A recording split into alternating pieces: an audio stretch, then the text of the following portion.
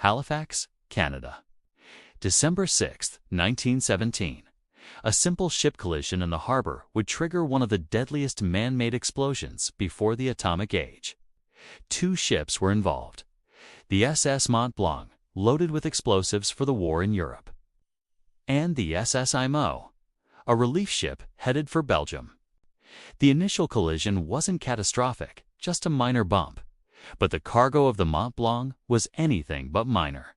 It was carrying nearly 3,000 tons of picric acid, TNT, and highly flammable benzol. A fire started on the Mont Blanc's deck. Seeing the danger, the crew quickly abandoned ship, rowing for their lives. On the shore, crowds gathered, completely unaware of the floating bomb that was about to detonate in their harbor.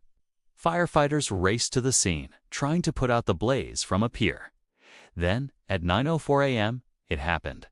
The ship exploded. It was the largest man-made blast in history up to that point. The shockwave leveled an entire district of Halifax, known as Richmond. Nearly 2,000 people were killed instantly. Another 9,000 were injured, many blinded by shattering glass. Windows were broken as far as 60 miles away. A tsunami, created by the blast, washed over the shore, adding to the devastation. This wasn't just a disaster. It was the near-total destruction of a city. But here's the part of the story that often gets left out.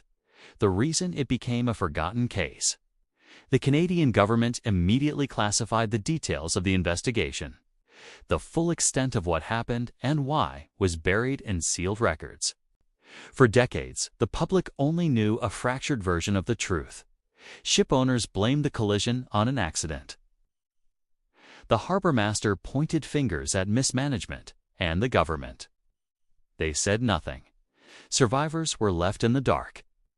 They received no real compensation, no official answers, and no acknowledgement that this entire tragedy could have been prevented. The city was slowly rebuilt over the cleared rubble. Lives moved on. But within a generation, the explosion that had killed 2,000 people and scarred thousands more was fading from public memory.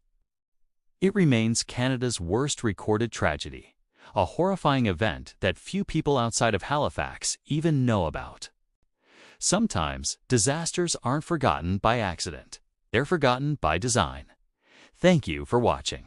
If you found this story important, please like this video and subscribe for more forgotten histories.